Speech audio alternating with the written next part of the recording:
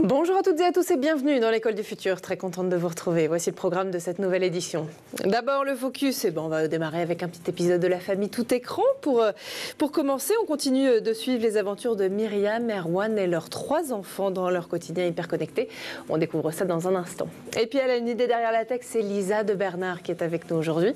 Votre chronique aujourd'hui, de quoi vous allez nous parler? Bonjour Philippine. Bonjour. Je vais vous parler d'une fuite massive de données. Alors ça peut paraître un peu large dit comme ça, mais je vous promets, je rentre dans le détail après. Génial, merci beaucoup Lisa.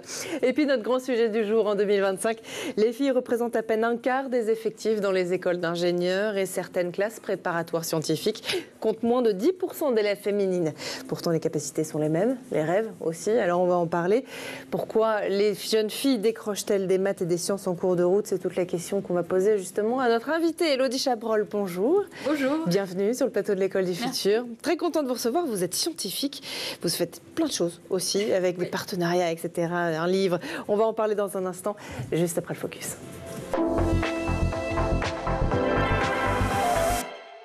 D'abord, donc, le quotidien hyper connecté de Myriam, Erwan et leurs 3 enfants. C'est un nouvel épisode de la série La famille tout écran qui vous est proposé aujourd'hui par le Clémy, notre partenaire. Chose maintenant, comment donner envie aux jeunes filles de croire en leur place dans les métiers et dans les filières techniques et scientifiques? Comment faire aussi émerger des vocations, et ce dès le plus jeune âge? Voilà tout le combat de notre invitée, Elodie Chabrol, ancienne chercheuse, devenue communicante scientifique. Elle dirige aujourd'hui le projet Women Do Science avec Casio, dont on va parler dans un instant. Et elle agit aussi concrètement pour que la science parle aussi au féminin. On en parle tout de suite dans la première partie du talk.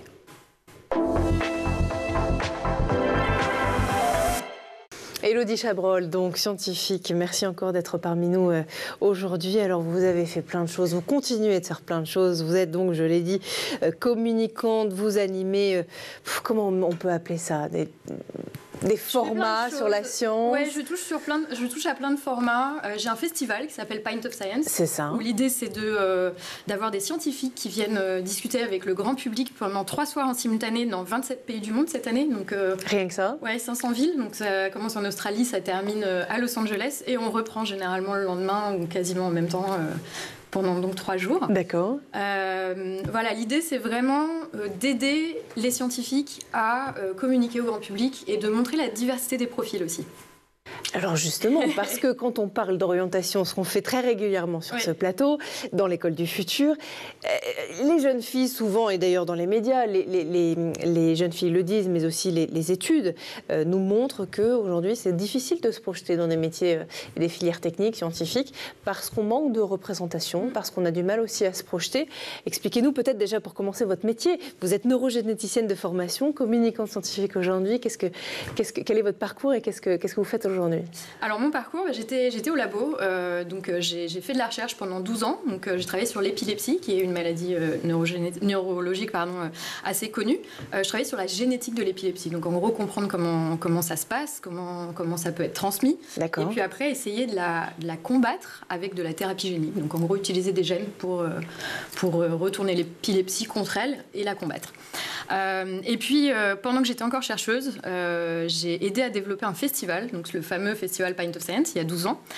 Puis vraiment là j'ai mis le pied dans la communication scientifique et je me suis dit que c'était vraiment ma place en fait. Finalement, peut-être que c'était pas la recherche, c'était plutôt ça. Et l'idée aujourd'hui, donc je fais plein de choses, je continue à gérer Pint of Science à l'international et en France. En France, on était dans 61 villes cette année quand même. D'accord. Et vraiment, mon travail, c'est de permettre aux scientifiques de communiquer, parfois aussi de communiquer la science moi-même, mais de créer des événements, d'animer des événements aussi, de faire des podcasts, de faire vraiment plein de choses pour pouvoir permettre aux scientifiques de faire découvrir leurs recherches, mais aussi, et pour moi c'est très important, leur parcours, leur vie quotidienne, et pour pouvoir montrer au grand public qu'il y a des scientifiques de toute taille, toute forme, tout genre, on voit de tout, quoi. Bien sûr, c'est important aussi, et justement, quel regard vous portez de par la vision que vous avez depuis quelques années maintenant, effectivement, sur ce monde-là, quel regard vous portez sur la place des femmes, plus particulièrement dans la science? Alors, en fait...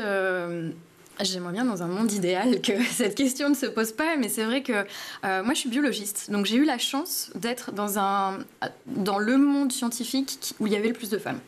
Mais il y a un problème inverse, c'est qu'au début on est très nombreuses, on doit être 80% de la promo à être des femmes. D'accord. Et plus on avance, moins on est de femmes. Et tout en haut, c'est même pas 10%. Qu'est-ce qui se passe ? Eh ben, on n'est pas soutenu, on est un peu perdu. C'est un peu un groupe très très masculin, on va dire, suivant les domaines. En plus, il y a des domaines où c'est encore plus compétitif. Donc parfois, il y a des chefs qui vont dire oui, mais les femmes, vous n'êtes pas faites pour ça, vous n'êtes pas faites pour la compétition. Bah si, en fait. C'est juste que c'est un métier où on a besoin d'être soutenu. Donc si nos chefs considèrent qu'on n'est pas fait pour ça, on part mal. Bien sûr. Et puis, bah, voilà, il y a des domaines ou des matières où là, carrément, c'est dès le départ où on se retrouve peut-être avec 10% de jeunes femmes. Donc c'est dommage parce que, bah, en fait, être une scientifique ou un scientifique, il n'y a vraiment pas de différence. Ouais. Ce qui change vraiment, c'est la passion. Donc si on aime un domaine, surtout pour faire de la recherche, il faut vraiment être passionné. C'est-à-dire, il faut être passionné par un sujet et être capable de rentrer dans ce sujet, d'essayer de comprendre tous les détails, de vraiment creuser très, très, très, très loin. Mais pour ça, il n'y a pas besoin d'être très forte. Mon dernier partiel de ma vie en physique, j'ai eu 0,5 sur 20. Ah oui. Alors, est-ce que vous étiez bonne en maths ? Ça me permet une transition toute trouvée. J'étais OK en maths. J'ai l'impression que j'étais très bonne en maths jusqu'à la fin du lycée. D'accord. Et après, c'est devenu plus compliqué à la fac parce que c'était des maths un petit peu plus abstraites. Et j'étais beaucoup plus biologiste où en fait j'avais besoin de comprendre les choses et je pense que c'était un peu plus compliqué pour moi de comprendre à partir du début de la fac, on va dire. Voilà. Parce que quand vous entendez que les filles ne sont pas forcément faites pour les mathématiques et pour les sciences, qu'est-ce que ça vous fait ? Moi, ça me révolte. Je trouve que vraiment, c'est pas une histoire de genre, c'est une histoire juste de personnalité, de cerveau. Il y a des choses qu'on va comprendre, il y a des choses qu'on va pas comprendre. Par exemple, j'ai un podcast dans lequel j'interviewe des scientifiques parce que j'aime bien savoir pourquoi il ou elle, très souvent elle, voilà, c'est 80% de femmes dans mon podcast, pourquoi elles font des sciences, pourquoi ce sujet en particulier. Et j'ai une climatologue qui m'a expliqué qu'elle était dyslexique et qu'elle adorait les sciences, mais que pour elle, du coup, les maths et la physique, c'était plus simple, que la biologie qui avait de grands mots compliqués. Bien sûr. Alors que pour elle, les maths et la physique, c'était plus simple, c'était des formules, c'était des choses beaucoup plus palpables et beaucoup plus faciles pour elle. Donc en fait, pour moi, c'est vraiment pas une histoire de genre, c'est vraiment une histoire déjà d'attirance. Parce qu'on peut être complètement attiré par une matière et pas forcément par une autre, qu'on soit un garçon ou une fille, au lycée, au collège. Et puis, une question d'intérêt pour un sujet, quoi. C'est une question de sensibilisation aussi, parce que les chiffres de désengagement des filles dans les filières scientifiques restent toujours aussi forts, malgré des campagnes de sensibilisation qui se font de plus en plus nombreuses, on a l'impression, au fil des années. Alors, il y a des campagnes de sensibilisation, je pense qu'il y en a qui sont plus efficaces que d'autres. Par exemple, quand on sensibilise sur des gens comme Marie Curie, c'est un petit peu intimidant de voir Marie Curie, elle a 2 prix Nobel, etc. Ok, c'est une femme en sciences, mais on se dit qu'il faut être spécial pour arriver à son niveau. C'est intéressant ce que vous dites, parce que ça questionne le sujet des rôles modèles. On dit toujours qu'on a besoin de rôles modèles et que les jeunes filles en ont besoin justement pour se projeter, mais avoir un rôle modèle comme Marie Curie, vous nous dites que ça peut peut-être même faire l'effet inverse. Pour moi, un rôle modèle, il faut vraiment bien choisir. Il faut choisir quelqu'un avec qui on peut s'identifier. Et pour s'identifier, il faut déjà que ce soit quelqu'un qui vive un peu de nos jours, qui soit une contemporaine. Marie Curie, ça fait quand même longtemps. Quand on la regarde, il faut qu'on puisse se dire « Pourquoi pas moi ? Je pourrais être cette personne. » Et du coup, quelqu'un de très très haut placé, qui a 2 prix Nobel, qui est vraiment tout en haut, je pense que c'est intimidant, en fait. Bien sûr. Enfin, même moi qui étais scientifique, jamais de la vie, je me suis dit j'aurais un prix Nobel ou quoi, ou je serais Marie Curie. Pour moi, Marie Curie, elle est spéciale, elle est tout là-haut. Ouais. Et c'est bien de choisir ses rôles modèles en se disant il faut que ce soit des personnes qui permettent une identification. Donc déjà, qui soient très diverses, et puis qui ne soient pas forcément avec des CV intimidants. Qui soient des personnes qui parlent un peu normalement, qui n'aient pas forcément fait des écoles de fou, qui aient aussi peut-être des échecs dans la vie. Parce que souvent, quand on choisit des rôles modèles, il y a certaines personnes qui veulent raconter que des success stories, des histoires qui vont toujours très bien. Mais sauf que, en fait, ça, c'est intimidant. Ouais. On va se dire, OK, ils sont nés, ils étaient déjà faits pour ça, ils arrivent, il y a une voie toute tracée. Alors que quand il y a des doutes, quand il y a des échecs, je trouve que ça permet encore plus de s'identifier, de se dire, c'est pas parce qu'on a un échec ou qu'on ne savait pas quoi faire avant, enfin, tout ce qui fait la vie, en fait. C'est pas parce qu'il y a eu ça que je veux pas quand même faire une carrière dans telle ou telle chose. Alors là, vous questionnez un autre sujet particulièrement important aussi, dont on aime parler aussi dans l'émission, qui est celui de la place de l'erreur, bien sûr, dans nos vies, dans notre apprentissage, dans le système éducatif français. Ce qui m'amène à vous poser bien sûr une autre question, c'est que est-ce que vous pensez que ce système éducatif dans lequel vous avez été élevé, de ce que je comprends, nous également aussi sur ce plateau, est-ce que ce système participe d'une manière ou non, consciemment ou non, à une forme d'autocensure chez les jeunes filles ? Alors en fait, je dirais que ça va dépendre où. Parce que je vois autour de moi plein de profs qui développent énormément de programmes et qui font des efforts pour justement inspirer les jeunes filles. Donc j'aurais tendance à dire ça dépend vraiment de quels endroits. Il y a vraiment plein de choses qui sont faites. Il y a le programme Casio Women Do Science, mais il y a aussi des profs personnellement qui décident de faire des choses, des chaînes YouTube, des Fab Labs, des rencontres pendant des clubs de maths, des choses comme ça. Donc j'ai l'impression qu'il évolue ce système, il évolue bien, mais c'est pas partout pareil et c'est pas partout non plus à la même vitesse. On va justement en parler dans un instant de ce projet Women Do Science avec Casio, dont vous êtes d'ailleurs l'ambassadrice. On en parle dans un instant. D'abord, on fait juste un petit tour du côté de la planète tech.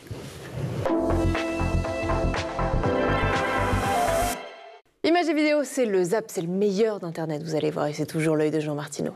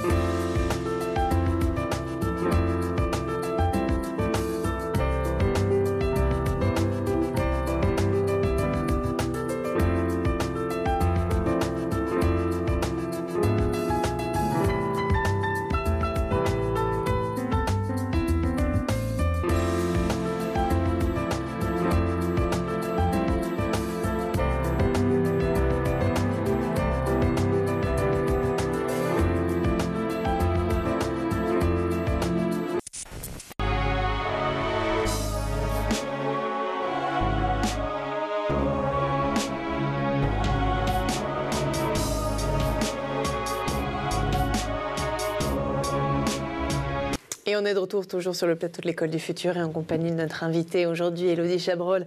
Élodie, juste avant de reprendre nos passionnantes et nécessaires discussions, on va laisser place à la chronique de Lisa qui a une idée derrière la tech.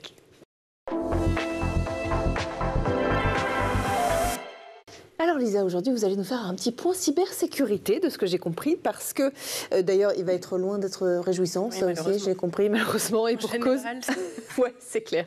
Des chercheurs ont découvert qu'environ 16 milliards d'identifiants circulent librement sur Internet. Une base donc évidemment gigantesque, alimentée par des vols anciens, d'autres plus récents aussi.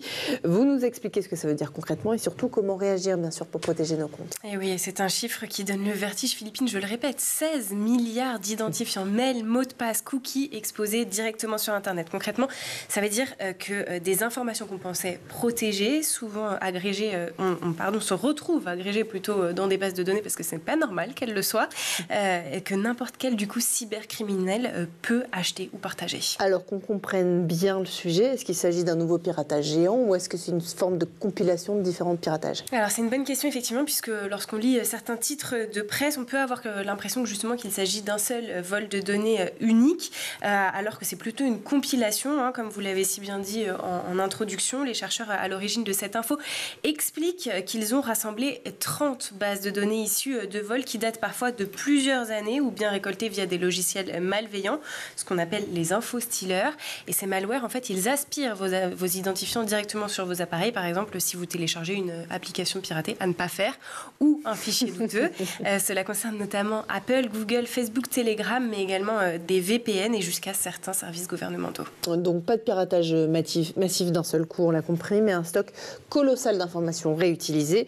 Le risque, il est quand même très concret, c'est ça? Bien sûr, hein, malheureusement, avec autant de données à leur disposition, les hackers peuvent faire ce que l'on appelle du credential stuffing. Ça veut dire qu'ils testent automatiquement vos vieux identifiants sur plein de sites et ça fonctionne puisque selon des études, environ 2% de ces tentatives aboutissent. En clair, ces identifiants bien exploités peuvent permettre à des fraudeurs de prendre le contrôle de compte, d'usurper une identité ou de lancer des tentatives de phishing très ciblées. Donc si vous réutilisez le même mot de passe partout, vous êtes potentiellement une cible facile.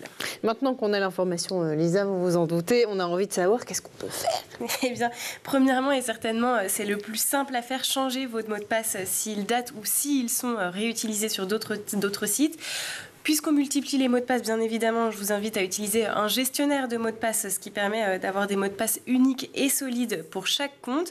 Et puis, pour les comptes les plus sensibles, n'hésitez pas non plus à activer la double authentification, la fameuse MFA. C'est beaucoup plus sûr qu'un simple mot de passe. Je vous invite également à vérifier si vos adresses sont déjà fuitées sur des sites comme I Have Been Pwned, qui permet effectivement de vérifier en tapant sa petite adresse mail si elle a déjà circulé sur le dark web. Et puis mettez aussi vos appareils à jour, hein, ça ferme les portes aux malwares qui volent malheureusement vos informations. Mais oui, toujours on retient mot de passe unique, double authentification, gestionnaire de mot de passe, vigilance et surtout ne pas attendre. Bien sûr qu'un piratage arrive pour changer ses habitudes. Les bons conseils de Lisa de Bernard. Merci beaucoup Lisa. On lance ensemble toutes les trois la deuxième partie du talk tout de suite.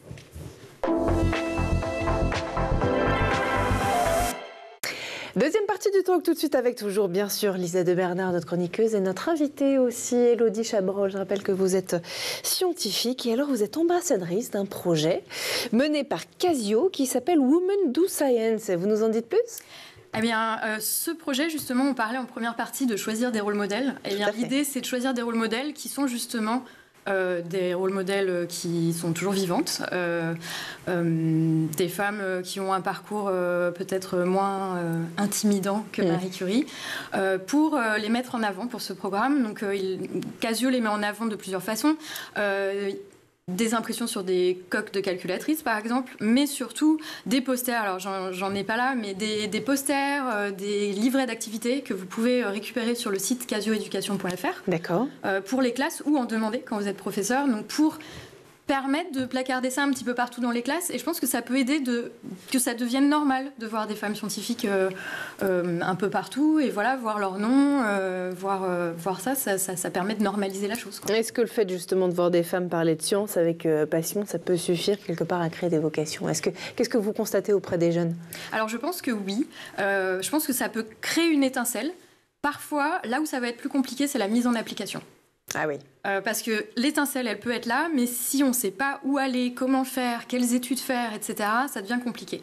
Donc je pense que vraiment, il faut un petit peu agir à plein de niveaux, je dirais. Plein de niveaux, et notamment avec un livre que vous nous avez amené. Alors, ce n'est pas un livre que vous avez écrit, mais c'est un livre que vous appréciez particulièrement, dans lequel, je crois, on présente des rôles modèles, justement, et on comprend que les femmes sont oubliées souvent dans le domaine des sciences et dans le domaine technique, scientifique, parce qu'elles sont des femmes. Tout à fait. Alors, c'est une BD de Camille Van Belle, et c'est Les oubliés de la science, donc sans E, hein, c'est hommes et femmes.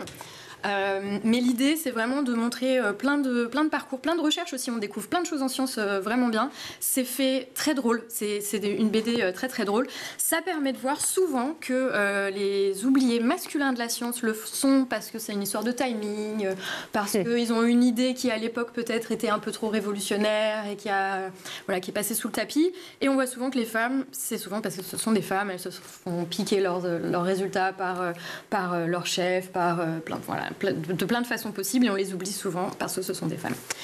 Donc cette BD est vraiment chouette, ça vous permet de découvrir plein de scientifiques aussi. C'est important effectivement, et d'ailleurs est-ce que la représentation des femmes scientifiques dans les médias ou même dans les livres a évolué quelque part d'une certaine manière ces dernières années? Alors ce qui est bien, c'est que ces dernières années, il y a eu à la fois une explosion dans les réseaux sociaux, il y a eu une explosion de médias. C'est-à-dire qu'avant, c'était quand même très restreint.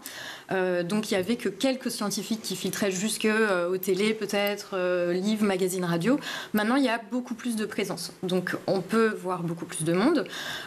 Parfois, la pop culture ne fait pas forcément du bien, parce que quand j'étais chercheuse en neurosciences, on me disait souvent « Ah, comme Amy de Big Bang Theory ». Sauf que Amy de Big Bang Theory, c'est pas forcément pour moi un rôle. Elle était assez spéciale, etc.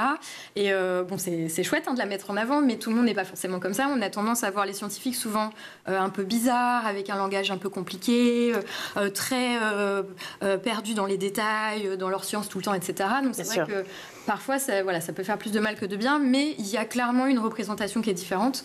Déjà, il y a une représentation tout court. C'est ce que j'allais dire, oui. C'est déjà pas mal. C'était peut-être déjà la base. C'est déjà bien. Et effectivement, alors est-ce qu'on peut réconcilier quelque part les filles et les mathématiques? On dit souvent que c'est un sujet, d'ailleurs vous nous en avez parlé en première partie du talk, sans forcément passer par des stéréotypes du type les maths c'est stylé. Ouais. Est-ce qu'on a vraiment besoin d'ailleurs d'être très bonne en maths pour faire des sciences? Alors on n'a pas forcément besoin d'être bonne en maths, donc c'est ça. Parfois j'ai des jeunes filles qui me disent « Ah, je suis pas bonne en maths ». Oui, alors on n'est pas obligé d'être bonne en maths. Par contre, ce qui est chouette quand on est bonne en maths, c'est qu'on peut faire des choses qui ne sont pas que des maths. Et je pense que montrer les vrais métiers et ce qu'on fait des sciences, souvent on a un peu une cloison entre ce qu'on voit en sciences au lycée, au collège, et ce que vraiment on en fait dans la vraie vie. Ouais. Et par exemple, il y a des gens qui travaillent en sciences, en maths, qui font des maths pour l'imagerie médicale. Donc là, j'ai quelqu'un que je connais qui est doctorant, donc qui est en train de passer sa thèse. L'idée, c'est de permettre à l'imagerie médicale, à l'IRM, d'être meilleure. Il utilise des maths. Et il me disait, je pourrais très bien utiliser ça, mais pour faire de l'astrophysique ou plein d'autres choses. Et en fait, on ne se rend pas compte, mais les maths, il y en a dans plein de choses. Et il y en a dans plein de domaines. Nous, en neurosciences, dans notre labo, on avait des mathématiciens, des gens qui étaient spécialement là pour ça. Et en fait, les maths, c'est pas juste des maths, ça ouvre la porte à plein de trucs. Et ça, de fait, je pense, de savoir comment on utilise les sciences dans les métiers, c'est hyper important parce que c'est vraiment très différent de faire des problèmes, de travailler en maths au collège et au lycée. Et ça, pour moi, c'est très important que cette représentation, ce ne soit pas juste des rôles modèles, de voir des gens qui font ça, mais aussi comment ils le font, et qu'est-ce qu'ils font, et comment ils utilisent la science, en fait, comment l'utiliser derrière en vrai. Comment on fait de la science en vrai, quoi. Avec ces métiers-là, effectivement. Alors d'ailleurs, comment le numérique, les réseaux sociaux, les podcasts, les vidéos transforment la manière dont on raconte aujourd'hui la science, parce que ça aussi, ça a changé quelque part ces dernières années. En fait, avant, on racontait vraiment les résultats, c'est-à-dire qu'on allait dire, il y a eu telle grande découverte qui a été faite, parce qu'il y a très peu de place pour les sciences. C'est ça. Maintenant, il y a beaucoup plus de place, donc déjà, on raconte beaucoup plus de petites découvertes, parce que la science, c'est pas toujours quelqu'un qui se réveille et qui va dire Eureka et qui va découvrir un truc fantastique. C'est vraiment avancer pas à pas et comprendre chaque jour un peu plus d'un sujet. Donc déjà, on en parle de plus en plus, c'est-à-dire on explique que la science, c'est pas juste une grosse découverte, parce que ça, généralement, dans l'esprit commun, c'est une grosse découverte. C'est vrai. Quand je disais que j'étais chercheuse, on me demandait ce que j'avais trouvé. Qu'est-ce que vous cherchiez? Voilà. Et en fait, c'est pas ça. Et puis surtout, on parle aussi des parcours. Il y a de plus en plus de ça. Parler des parcours, et ça fait du bien. Comment on arrive à être chercheuse en neuro, en maths, en physique. Ouais. Et je pense que ça fait du bien. Et qu'est-ce qu'on en fait? Comment on l'utilise? Comment on travaille aussi? Voilà, toutes ces choses, donc tout le numérique en tout cas, ou l'explosion des divers médias permet ça. Si vous étiez au ministère de l'Éducation nationale, aujourd'hui. Quelle première mesure vous prendriez, chère Élodie, pour lutter contre les inégalités de genre dans les matières scientifiques, dans les métiers scientifiques aussi, bien sûr? Alors ça, c'est une vaste question. Eh oui, vous avez 4 heures. Ouais. Je pense que si j'avais une petite baguette magique, ce que je travaillerais vraiment, ce que je vous disais tout à l'heure, c'est l'étincelle, c'est bien, mais derrière, il faut vraiment les aider, en fait. Et je pense que pour ça, il y a les stages de 3e, les stages de seconde. C'est vraiment un moment où on peut aller découvrir,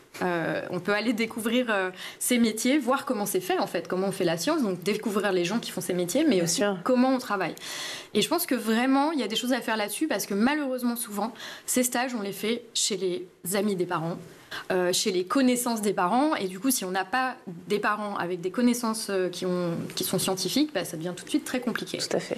Et il y a des programmes, par exemple en Angleterre, il y a un programme qui s'appelle Into Science, où ils envoient des enfants, des collégiens de milieux défavorisés, faire des stages en labo de sciences de 2-3 semaines l'été. D'accord. Pour leur permettre de découvrir le métier et pour leur permettre d'avoir ça aussi dans leur CV pour éventuellement accéder à des études de sciences derrière plus facilement. Il n'y a pas forcément de problématique de confidentialité de ce qui s'y passe dans un laboratoire ou de... Non, surtout à ce niveau-là, il y a des trucs qui vont être peut-être confidentiels, on va travailler sur des brevets, mais c'est des détails qui sont tellement compliqués que souvent, ils n'atteindront pas ce niveau de détail. Ça leur permet de faire vraiment de la science, de voir comment c'est un labo, comment on parle, de suivre des scientifiques.